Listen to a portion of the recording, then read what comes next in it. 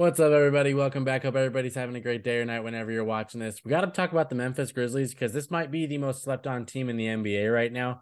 Pelicans got a lot of love recently, and I thought they were very slept on, and now I feel like the Grizzlies are just not getting any credit for what's I don't know why, but they're on a 7 game win streak where they're winning by an average of like 18 points a game.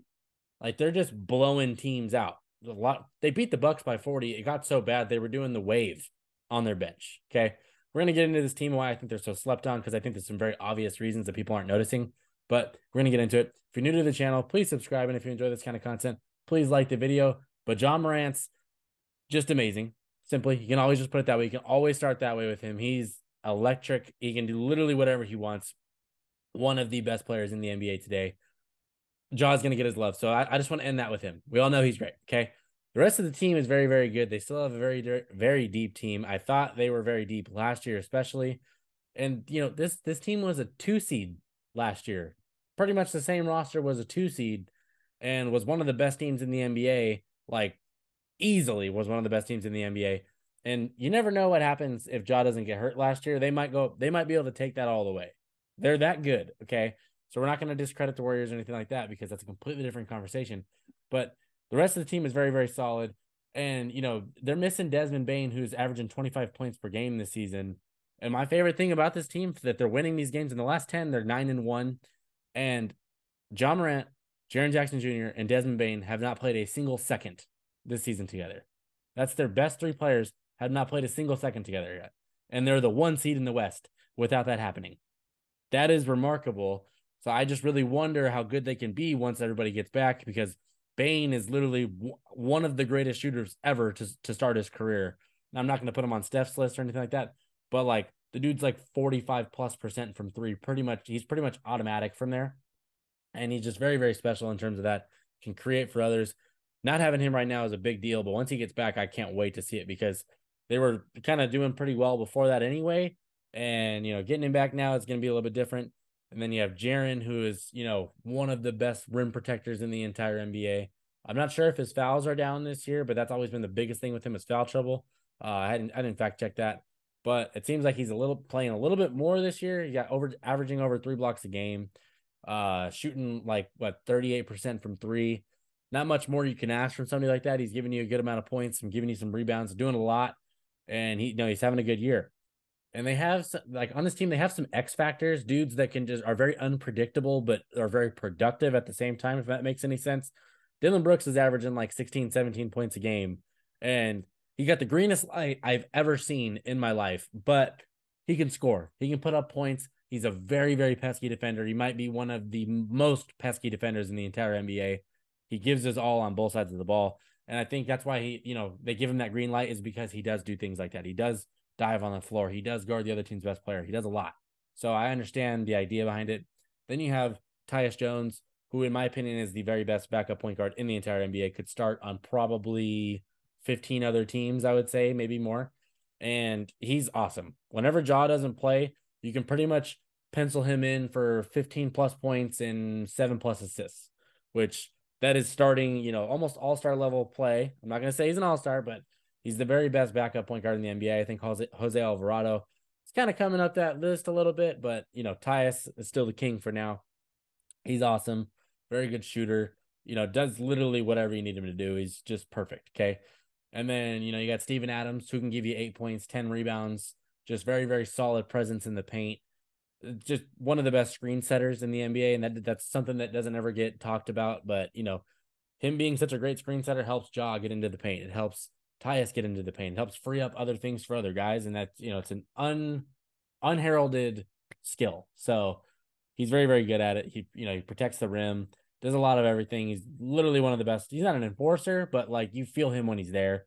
So love Steven Adams. He's a great dude. So he's awesome. There's 3 other guys I want to talk about. John Conchar is being one of them. 40% from three. He's a really, really good rebounder. He'll have games with 8 to 12 rebounds here and there sprinkled in. But the 40% from three is awesome because you need guys around Ja that are going to be able to shoot like that. So he has a very, very valuable piece. And, he plays a little bit of defense. And the big wings that rebound and shoot threes, that is like one of the most prized commodities in the NBA today. So having him as like your 8th guy is a pretty damn good spot to be in. Another wing I want to talk about, he just got back from injury, so there's not a lot to base off of him for this year. Zaire Williams had a really, really promising rookie season for the role that he had. He's a big reason why they were able to let Kyle Anderson walk and go to Minnesota, is because they're like, all right, let's get him in. He was a first round pick. They traded up for him. So, getting him back, I think he's been back for 2 games now at this point in the season. Really, really good sign. Hopefully he gets to pick it up. I think he had like 11 points in the last game. Good, solid game against the Bucks where they absolutely thrashed them, like I said. So, getting Zaire back is going to be good because he's a very good defender. He can shoot that corner 3 a little bit, and, he can do some different things for you. So, you can never have enough of these big wings, and he's one of them, and he's young. So it's just awesome to see if he's able to build on what he did last year. And we also got to talk about Brandon Clark, because he is an athletic freak, not a shooter or anything like that, but he's a lob threat, sets good screens. But my thing about him, he's awesome on defense. Absolutely awesome on defense. Rim protecting, he can switch onto guards, can stay in front of people, can bang with the big bodies. He's really, really good on defense, and having a backup big behind Adams and Jaren, they can do that. So if Jaren gets in foul trouble, you have someone to plug in. That's very, very useful. And, just thinking about this team, they were the 2 seed last year. Got, their best player gets injured in the semifinals, and you never know what can happen from there. But the fact that no one's even really talking about them like as like a contender or anything like that blows my mind. They could have easily gone last year, and this year they may be better. And Bane, got to get him back. If they get this big 3 back and those guys are all able to kind of mesh and gel like they did last year, good luck to the West, because the only team that I really like at this point in the season just as much as them is the Pelicans. And I think they've beaten the Pelicans this year. I love the Pelicans roster. I'm a huge Zion guy now. That guy's grown on me so much. Him and Ja, those 2 might be the best 1 and 2 picks in recent memory from a draft. Probably in the last 10, 15 years. Name a draft with better number 1 and 2 picks.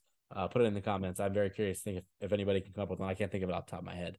But those, the Pelicans are the only team that I really think is on their level right now. Obviously, we've still got, another 55 games, whatever it is. So a lot can change from now and then. But, I like the Nuggets. I think that if they get their defense figured out, they could be up in there. But outside of those, it's really up for grabs in the West. So for them to not even be talked about when they have like one of the most marketable superstars in the entire league makes no sense. Makes no sense. And they're not getting any recognition. This is a 7-game win streak where they're winning by 18. They beat the Bucks by freaking 40.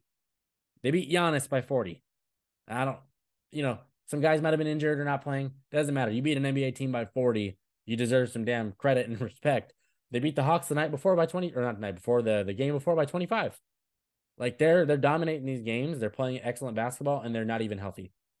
So, if they manage to get healthy before the playoffs and really, they could easily be a top 2, 3 team in the West. They're the 1 seed right now, but if they're 1, 2, 3, or 4, I still think they have a very, very good shot. It's just all about health. So you got to get Bane back. And once they do that, we're going to see what they can do. But to be doing this while injured and wounded, winning 7 games in a row, it's pretty remarkable. So I want to give some credit to that. I think this team has the makings of being special. They're fun to watch. The fan base is awesome whenever they're playing. Just the theatrics that Ja brings, it's all there. So, I hope that they stay healthy this year. I can't wait to see them in the playoffs because they're probably pretty much a lock to get there. They're excellently coached.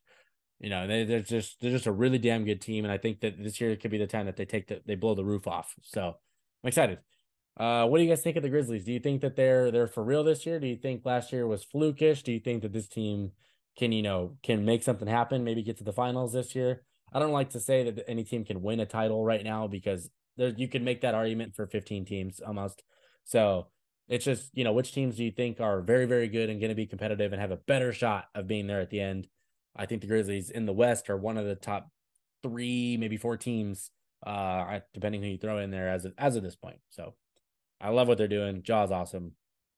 Let's give him some respect. Come on now. It's the 1 seed in the West. If you're new to the channel, please subscribe. And if you enjoy this kind of content, please like the video. I really, really appreciate it. But shout out to the Grizzlies. They're playing excellent basketball, and it needs to have a light shined on it. So I'll do it. Thank you for watching. I'm done here. Peace.